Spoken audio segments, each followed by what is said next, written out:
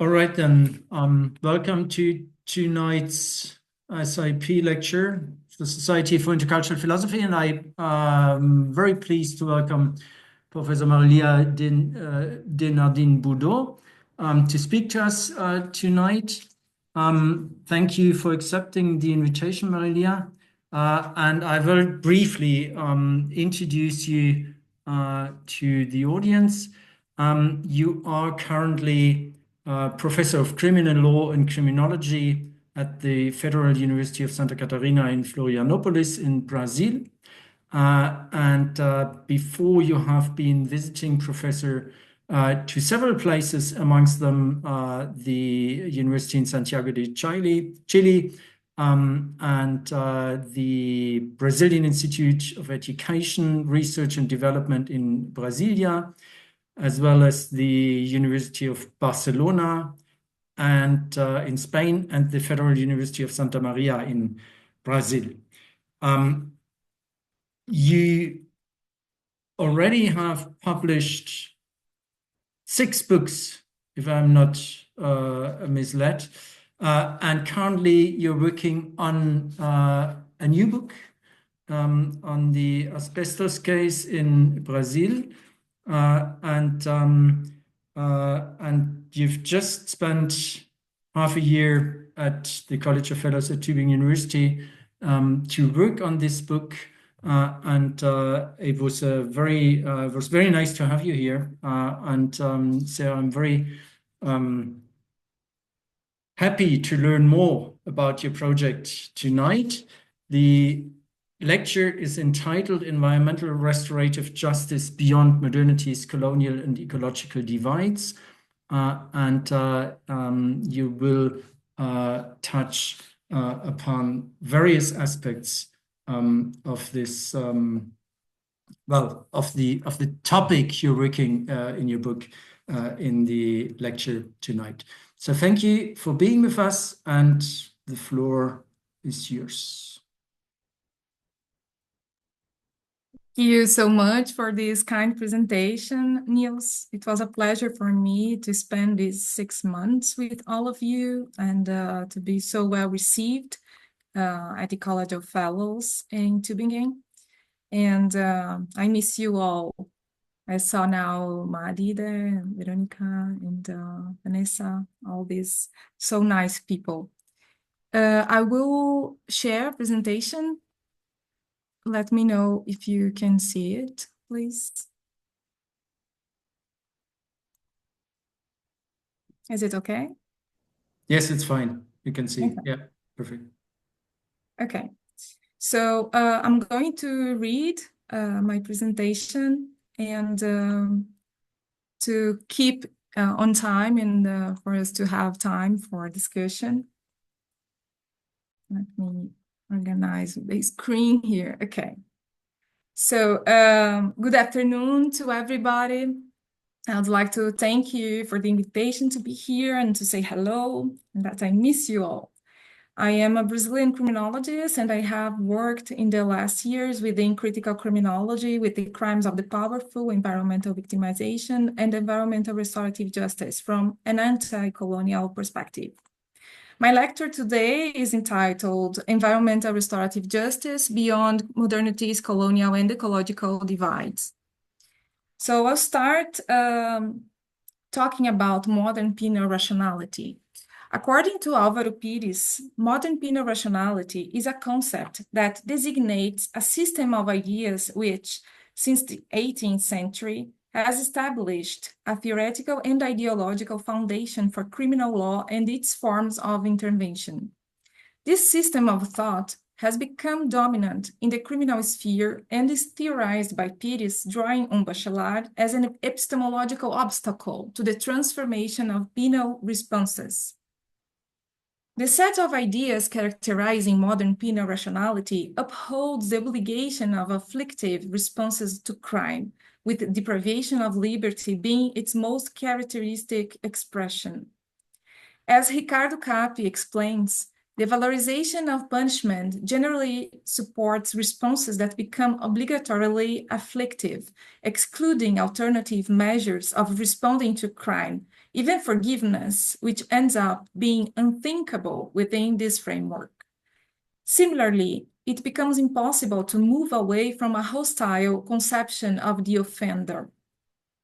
Furthermore, this system of ideas is sustained and reproduced by theories of punishment, which enjoy recognized authority in the criminal field and, even more so, in modern Western culture. Penal modern rationality as an outcome of modernity brings a notion of rationalization, of ordering punishment and wrongdoing through the binary crime-punishment, what is perfectly synthesized in Feuerbach's notion of nullum crimen sine poena legale. Also, because it is a derivation of modernity, penal modern rationality and all theories that legitimize punishment are based on a sociology of consensus. As Alessandro Barata argues, it supposes that people agree about what are the most important values to be protected by criminal law. Within this framework, the fundamental interests, values, or rights that criminal law aims to protect through its prohibitions and sanctions would be built on the interests of the whole society. The rationalization of punitive power is also built on the idea that penalties should be limited and respect the human rights of defendants and convicted people in order to keep the violence of the state under control. Despite all the enlightening discourses that support modern penal rationality, as an outcome of modernity, it has also its dark side. As Aimé Césaire affirms in his discourse on coloniality, modernity is not a universal project of emancipation. It is a genocidal project of the life, human and non-human, and the epistemicidal destruction of other civilizations, the destruction of other ways of knowing and being in the world, to cite Ramon Grossfogel. Coloniality is, to cite Walter Mignolo, then, the dark side of modernity. First of all, the dark side of modern penal rationality, e.g., the colonial roots of it, can be seen on the marginalization and epistemicide regarding other ways to deal with conflict within different societies. As Álvaro Pires argues, the nature of the association between crime and afflictive punishment brings an illusion of necessity and identity, to the point that it began to be stigmatized as a characteristic of an unsophisticated civilization to react to transgression by imposing non-afflictive penalties. Social sciences confirmed it in the 19th century Europe. Thus, the hierarchy of knowledge built on white and Western supremacism caused other ways of thinking about conflicts and dealing with them to be relegated to the fate of epistemicide. By universalizing the notion of legally protected interest, justice, and the association of crime with afflictive punishment, the real functions that this modern penal rationality exercises and continues to exercise were also obscured. This dark side can be visualized in these real functions connected with the creation of the delinquent, this order to be controlled and disciplined, as Michel Foucault well describes in his Surveillance and Punishment. They can be seen in the prison rates. The people controlled in the many penal systems of the Western societies are the ones who are understood as the others. If you visit a prison in Brazil, you will find overrepresented Black, young, non-educated, and mostly males. If you visit a jail in North America, you will find almost the same, but with many Latin people. If you visit an Italian jail, you will find immigrants overrepresented. And if you go to a jail in Australia, you will find Aboriginal people who are 4% of the population and almost 40% of the prison population. This selectivity brings a very effective way to obscure that the people controlled by the state as criminals are exactly the same people victimized by all structures of oppression that constitute the dark side of modernity, erasing for the imaginary of who are the criminals all the powerful actors within capitalism, white supremacism, and cis-heteropatriarchy. Restorative justice emerged from an intent to break the retributive logic existent within modern penal rationality. It is an innovative way to deal with conflicts, which is not centered on the state or on an individual aggressor, but on the harm and on the victims of harm. The principles and values of restorative justice are defined by Ivo Artsen as follows. A. Restorative justice is a model of doing justice that is rooted in an immediate connection to the personal and social life world of people and that aims at restoring the harm resulting from the crime as completely as possible. B. Restorative justice seeks to balance the needs of all involved. This inclusive approach entails bringing together the victim, the offender, the community, and other actors in a common response where the justice needs of all stakeholders are addressed. C. Parties in restorative justice are considered moral subjects able to participate in a process of dialogue and to encounter the other on the condition that there is a mutually respectful environment created and an appropriate space and support provided for the encounter. Environmental restorative justice is a promising new branch of the restorative justice tree. In its broadest understanding, restorative justice is a global social movement and an alternative paradigm of justice, fundamentally concerned with transforming the way contemporary societies view and respond to harm, crime, and wrongdoing. Environmental harms and injustices enable new conceptions and practices, but also raise specific challenges that are not present or that manifest differently in the other domains where restorative justice has been used.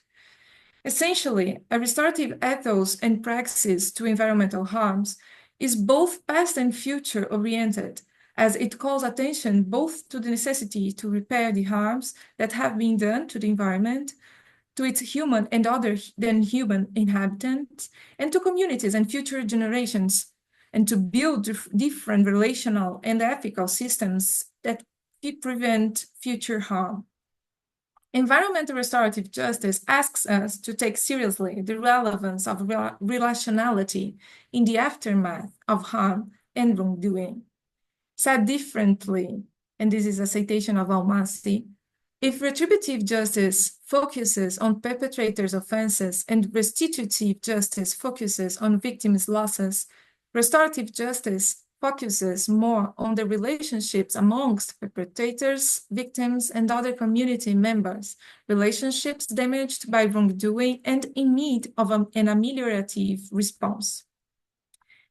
Even though the term itself has obvious limitations, the approach generally taken by many scholars and practitioners engaged with this field is broader than the term suggests and accommodates perceptions of justice that deal with humans, which is environmental justice, with ecosystems and biospheres, which is ecological justice, with more than human animals and plants, which is species justice, and with climate change and its associated injustices, which is climate justice. This is a short citation from Forsyth, Pally, and Tapper book that's the Palgrave Handbook of Environmental Restorative Justice, the introduction. Environmental restorative justice offers a powerful framework for addressing ecological destruction and loss. However, my argument here is that it endures challenges which have limited its transformative potential. This presentation examines these challenges through Malcolm Ferdinand's concept of the double fracture of modernity, Arturo Escobar's coloniality of nature, and Cida Bento's narcissistic pact of whiteness. The first challenge I would like to address involves confronting entrenched power structures where environmental harm is perpetrated by privileged actors whose actions are legitimized by state systems prioritizing development, progress, and other values rooted in modern colonial thought. The second challenge concerns the marginalization of those most affected by environmental degradation, women, Black, Indigenous communities, more than human animals, and natural entities, who have resisted to multiple ends of the world in their territories. Both challenges stem from the coloniality of power. colonial fracture that establishes racial hierarchies to rank humans' knowledge and territories, and the ecological fracture that positions humans above other species through anthropocentrism. Both challenges are perpetuated not merely through capitalism's material relations, but through interlocking systems of whiteness and cis-heteropatriarchy, forms of colonial supremacism that systematically exclude plural epistemologies and ontologies from global policymaking and international justice systems. This exclusion severely limits our capacity to establish meaningful accountability for perpetrators of ongoing ecocides and genocides, while simultaneously preventing our collective imagination from conceiving justice beyond Western frameworks. By understanding environmental justice through this dual lens, we can shift from merely restorative to truly transformative justice approaches. So, the first challenge I propose to discuss here is about power and how coloniality makes that the Western way of life, even if it is destructive of nature and of racialized and genderized bodies, become apprehensible as superior, and thus their outcomes in the forms of genocides and ecocides become naturalized. In 1950, sociologist Edwin Lemmet wrote that in different societies, what defines crime is the social reaction to it. If some behavior is considered crime by law, but it is tolerated by formal and informal social controls, then the official crime rate will be very low, even if it is a common behavior. In the case of the crimes of colonialism, imperialism, and capitalism, we could say that the tolerance index is the highest one. The crimes of the powerful can become invisible through cultural violence, a concept built by Johann Galtung to name the discourses that naturalize the injustices in a society. So the uncriminals are those who are not targeted by the penal system, and because of that, they can cause deaths, torture, suffering, environmental destruction, and still they will be thought as innocent and earn prizes for their success in business. The young victims are those harmed by the powerful. They are not considered victims and not even consider themselves sometimes as victims because of the structural power of denial. When they discover, however, that they are victims and organize resistance, they become criminals. You can easily see that with all forms of resistance to the colonial corporations, for example, in the Global South. However, this way to approach the crimes of the powerful means that we should also think about what we criminologists have been made invisible in a field of research that is also mostly built by privileged people, even in southern countries like Brazil. The contributions of feminist epistemologists, especially Sandra Harding's idea of standpoint theory and Donna Haraway's situated knowledges, are elementary to face the many epistemological, theoretical, methodological, and ethical challenges in order to study young crimes, the young criminals, and young victims. In cases of severe environmental harms, the young criminals are in general rulers of companies typically organized as corporations, a legal fiction designed to separate profit from its harmful consequences.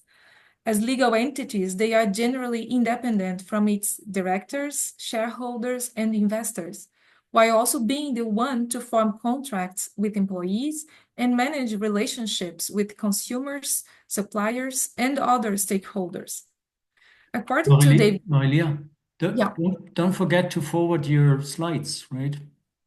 no, it's okay. It's this one. Are you seeing number 1, first challenge? Okay, so it's okay. I have just a few slides. According to David White, relying on contract law as the foundation of corporate legal authority presents challenges in addressing environmental harm, since the consequences of corporate activity for the environment are generally not included in commercial contracts. As a result, the true costs of corporate operations are considered externalities. But who are those directors, investors, and shareholders? Even if the corporate veil was created to take their bodies away from the responsibility for the decisions, they are people. Following the idea of limitlessness that ecological Marxists and ecofeminists have been making explicit about how capitalism operates, for example, with Vandana Shiva and John Bellamy Foster, the corporation is actually the main corporization, the embodiment of the modern dream of a subject without a body, without a world, and without an end, to talk with the words by Deborah Danowski and Eduardo Viveiros de Castro. However, there are bodies behind corporate decisions, there are bodies behind lawmaking, and there are bodies in the courts. The effects of whiteness and hegemonic masculinities on that type of crime and on the criminalizing process are usually attributed almost exclusively to the concentration and circulation of capital within critical criminology. For Henny and Shah, this is a process of whitewashing, a topic on which the issue of race does not matter because it seems not to be relevant, as if science would be colorblind on this topic. Afro-diasporic and decolonial studies have also shown that race and raciality are not just another variable to explain the selectivity of penal control. They are a structuring element in the functioning of punitive control. Race structures who achieve positions of power and can therefore create the norms, can profit from environmental destruction and human suffering, and pass judgment if other men of power come to be criminally prosecuted. Feminist epistemologies are also important in this discussion to bring back the many binaries of modernity that show how the crimes of the powerful are connected to the way we, Western people, privilege active versus passive, rational versus emotive, objective versus subjective, abstract versus contextualized, spirit versus body.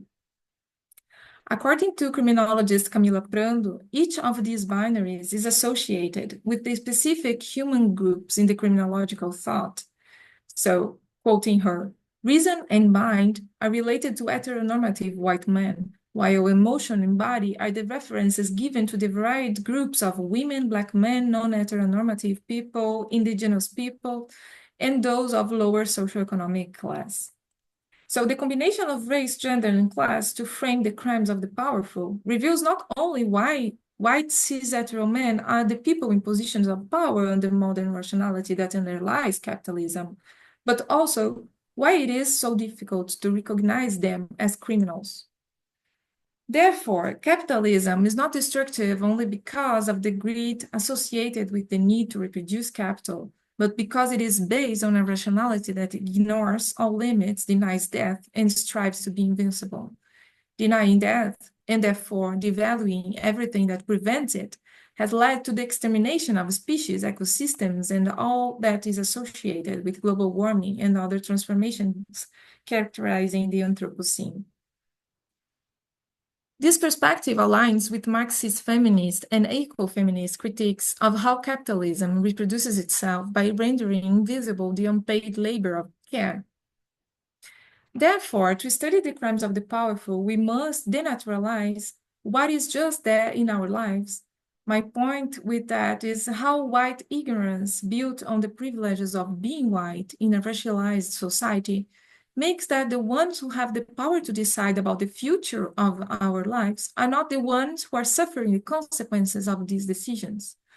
The tolerance the criminal justice system has with oil spills, dam collapses, massacres and disputes for land for the agribusiness, or even massacres resulting from supposed combats against drug trafficking or terrorism, for example, is rationally organized with a bureaucratic language written through racial grammar.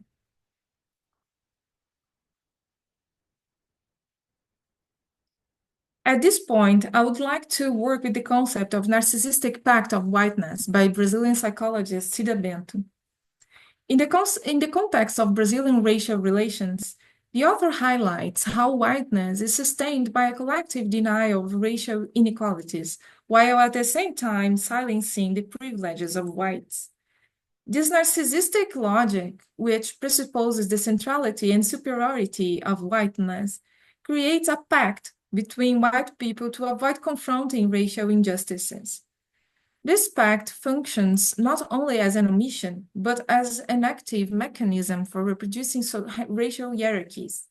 In her words, this pact is an alliance that expels, represses, and hides what is intolerable for the collective to bear and remember. It generates forgetfulness and transfers memory to common memories of concealment. From a structural perspective, Charles Mill's concept of the racial contract in the context of the US underlies the structural basis for the functioning of this pact. Mills argues that the racial contract is an implicit agreement underpinning modern societies, organizing them around white supremacy that privileges whites while marginalizing and exploiting non-whites. This racial contract shapes not only institutions, but also how reality is itself perceived, creating what he terms an epistemology of ignorance. Now I quote him, a particular pattern of localized and global cognitive dysfunctions, which are psychologically and socially functional, producing the ironic outcome that whites will in general be unable to understand the world they themselves have made. The concepts developed by Bento and Mills seem to intersect in their analysis of whiteness' subjective and structural dimensions. So, through participation in the narcissistic pact, white individuals avoid questioning their privileged position while reinforcing the status quo by perpetuating silence and conformism.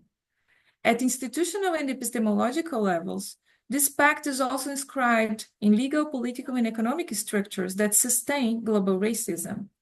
The narcissistic pact provides the psychological environment necessary for the racial contract to remain invisible and unchallenged, while the racial contract structures the material and symbolic conditions for the narcissistic pact to thrive.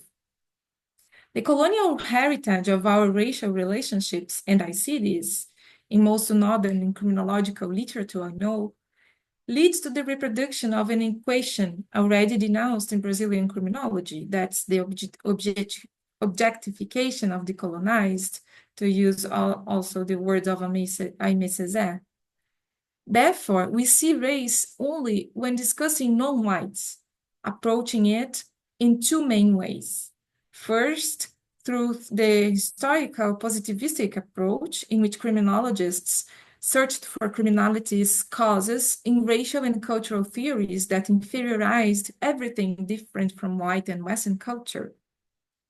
Second, through a paternalistic approach where we racialize Black bodies to denounce penal selectivity and police violence, but we never examine who is doing the incarcerating and the killing. To use Cida Bento's notion again, we tend not to problematize who occupies the Casa Grande, the big house where the slave lords live. Black and Indigenous peoples are confined to two categories, either dangerous or poor things. This explains why we find studies that take into consideration the many structures of oppression of class, gender, race, and sexuality as relevant to understand the experiences of victimization of state corporate crimes and environmental crimes in general, but rarely encounter this analysis regarding crimes and harms perpetrators. This shift in perspective allows us to bring the problem to whiteness. In this sense, environmental restorative justice must go beyond the racial cis-heterosexual contract that lay behind modern penal rationality. Then we can define other ways of seeing environmental harm and victimization by denaturalizing extremely harmful behaviors by companies, states, and individuals who routinely contribute to the most severe environmental and human losses. The second challenge derives of the debate about the environmental fracture that characterizes modernity with the divide between culture and nature. Even though epistemic racism was the basis of the colonial encounter in the 16th century with the invasions of the Americas, Europeans stole traditional knowledge about minerals, plants, animals, and give place to successive revolutions in the natural sciences in 18th and 19th centuries. However, by being removed from the cosmological context, such knowledge became means of destruction of nature through instrumental Eurocentric rationality. Arturo Escobar labels this dimension the coloniality of nature, the origin of the relationship of exteriority with nature, and characterized by, first, classification into hierarchies, then essentialized views of nature as outside the human domain, the subordination of the body and nature to the mind, the subordination of nature to markets commanded by human beings, the location of certain natures like colonial third world, female bodies, their skin colors, outside the Eurocentric male world, and the subordination of all other articulations of biology and history to modern regimes. As the other to be dominated, nature became something apart from the culture and turned into a resource to be exploited and a limit to be overcome. Colonialism brought a severing of relations between humans and the soil, between plants and animals, between minerals and our bones, as Davis and Todd say. Anthropocentrism was necessary for capitalism to expand limitless, and its roots lay in the colonial divide called by Ferdinand the environmental fracture. Therefore, the device of raciality doesn't make victims only among racialized bodies. It also operates in a deeper layer to classify as superior and valid only one provincial cosmology that justifies genocide and ecocide in the name of development. The global consequences of this rationality have guided to the point that scientists have given a name and trying to date a new geological epoch or a geological event in which human beings are considered a geophysical force, the Anthropocene. However, Stormer and Crutzer's original concept seems to be limited when it takes humans in a so generalist perspective. Lewis and Maslin, for example, proposed 1610 for the beginning of this geological event for two reasons. By then, regular transcontinental transport of species between America, Europe, and Africa was established.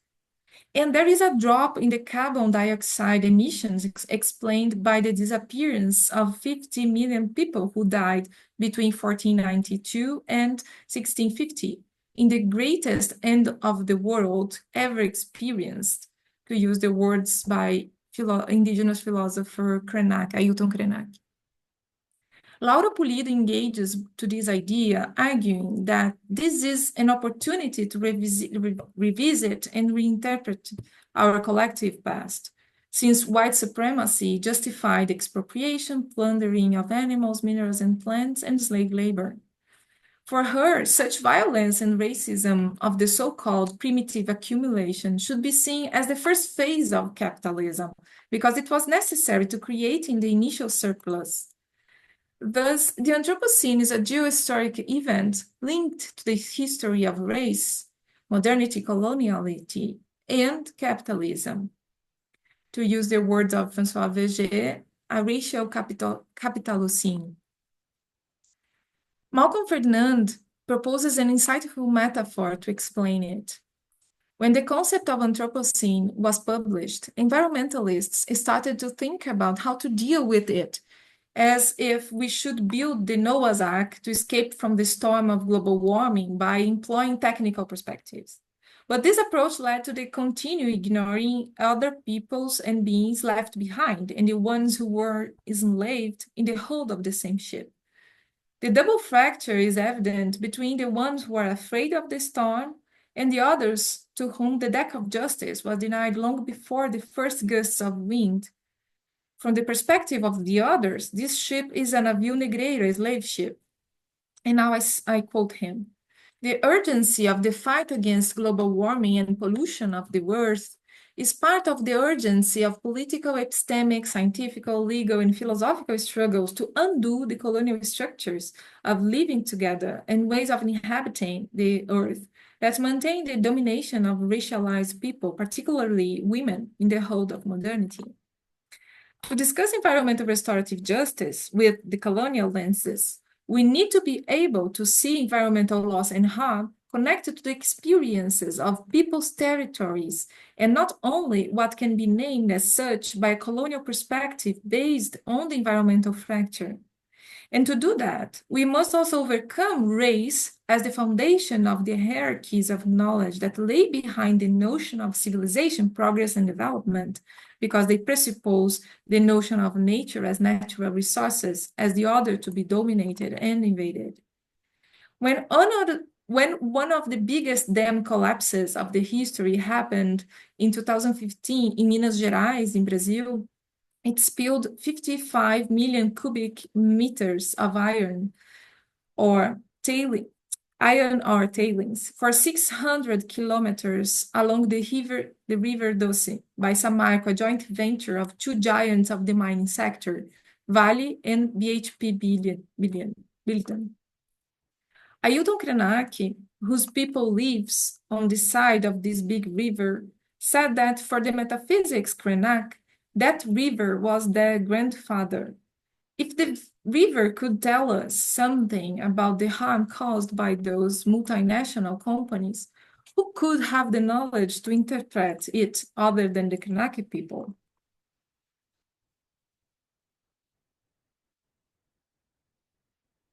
As Davi Kopenawa, that's also indigenous philosopher from the Yanomami people in the Amazon forest, says the word, as he says, the words ecology or nature do not exist in the Yanomami language. And it is because the people do not see nature as the other. And now I quote him. In the forest, we humans are ecology, but so are the chapiri, the animals, the trees, the rivers, the fish, the sky, the rain, the wind, and the sun, just as much as we are. The whites, who used to ignore these things, are beginning to understand. That's why some of them invented new words to protect the forest. Now they say they are the people of ecology because they are worried because their land is getting hotter and hotter. The invention of new words arises from the epistemologies we are becoming familiar with. Thanks to the listening we are able to, and I believe, are partly doing with these people. My question is, what other words will we need to invent to understand the solution we need to achieve? In his book Ancestral Future, Indigenous leader and philosopher Ailton Krenak says that a project of a collective future will always do it inside one perspective, a monoculture of ideas that will not be fair with all the many others who also want to have a future and whose past was also denied. Justice for the future is something that must be plural, controversial, multicultural, and promote what Krenak calls affective alliances by bringing this plural world to debate the present. To be transformative, environmental restorative justice must deal with the colonial wants behind environmental conflict and deal with metaphysics that transcend both colonial and environmental fractures. Bottom-up collective constructions within the colonial praxis have a strong potential of change, while criminalization is a cognitive obstacle to innovation. I'm sorry, we are just seeing the same slide as at the beginning. The first one? Yeah, the We summary. still see the summary. Really? But I Yeah. was passing. Oh no. I asked you before. It's transformative justice, no? I don't know what to do. It's still the summary. Maybe it's on the screen of Niels. I don't know. Maybe Niels. No. I am passing the slides and I thought it was working. I'm sorry. I don't know what to do. Maybe you can undo the screening sharing and do it again. Oh no. Okay. So this was the problem, I think, with the PDF. Let's see. Are you seeing transformative justice to postpone the end Yes, of? now we see transformative. Okay, this is slide number 7. So Okay, sorry, I don't know. don't I thought worry. it That's was okay. working. Let's see if it will continue passing. Can you see Antônio Bispo dos Santos? Yes, no, it's well, yeah. Now it's working. Yeah. Okay, I'm sorry. Okay.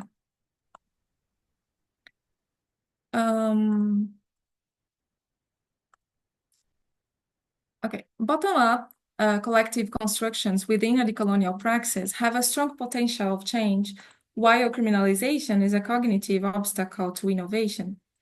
Going beyond the traditional comprehension of what justice is allows to challenge modern penal rationality as part of the monoculture of the mind. And now I quote Vandana Shiva when she says, dominant scientific knowledge thus breeds a monoculture of the mind by making space for local alternatives disappear, very much like monocultures of introduced plant varieties leading to displacement and destruction of local diversity. Dominant knowledge also destroys the very conditions for alternatives to exist, very much like the introduction, it's the same, sorry. I don't know what happens. Destroying the very conditions for diverse species to exist. Taking the coloniality seriously is needed for achieving transformative justice and to avoid repetition. As Tuck and Young argue, decoloniality is not just a metaphor or something that we should talk about regretting the past. To deal with nature destruction when science is proving that indigenous and traditional territories are the ones which preserve biodiversity, we should be talking about the claims of these peoples for demarcation and protection of their lands, providing reparation for the victims and descendants of those who were massacred, trafficked, and enslaved. With the aim of using memory to transcend the hierarchization provided by the vice of raciality. Colonialism and slavery are being mimicked in the present, and we are acting with environmental destruction as if it had no correlation with these traumas. In this sense, I follow João Vargas, based on the famous discourse by Audre Lorde. Decolonization requires the full rejection of the master's tools and house the entire hegemonic edifice of thought and practice. From a monoculture of ideas, as the indigenous philosopher Krenak affirms, to the recognition of the plurality of worlds, justice must recognize how modern penal rationality came to destroy ways of dealing with conflicts that are far different from merely selective, afflictive punishment. To be transformative, it is not only necessary to recognize that, but also to deal with the structures of oppression within the field of environmental restorative justice that sometimes can prevent the practitioners and theorists to actually see power and harm because of these same structures that regulate the lenses of whiteness, cis-heteropatriarchy, and behind them, coloniality. Contextualizing environmental conflicts within their historical and present-day colonial continuities, creating a space for epistemologies and ontologies other than modern Western rationality that can guide us toward broader and plural perspectives of justice. And now I conclude thinking with a quote from the Quilombola leader and philosopher Antônio Bispo dos Santos. In The Land Gives, the Land Wants, he says that we should weaken colonizers' words, and then we have to create our words and strengthen them as if they were seeds we want to germinate. I will now quote him. when I presented these seeds, these images, these germinating words, what happened was that the word that sprouted best was confluence. I have no doubt that confluence is the energy moving us toward sharing, toward recognition, toward respect. A river doesn't stop being a river because it converges with another river. On the contrary, it becomes itself and other rivers. It grows stronger. When we confluence, we don't stop being ourselves. We become ourselves and someone else. We yield. Confluence is a force that yields, that increases, that expands. So I'd like to finish, and of course, I am open to the Q&A. And thank you for the invitation. Thank you, Marília, for this very interesting and rich presentation. I do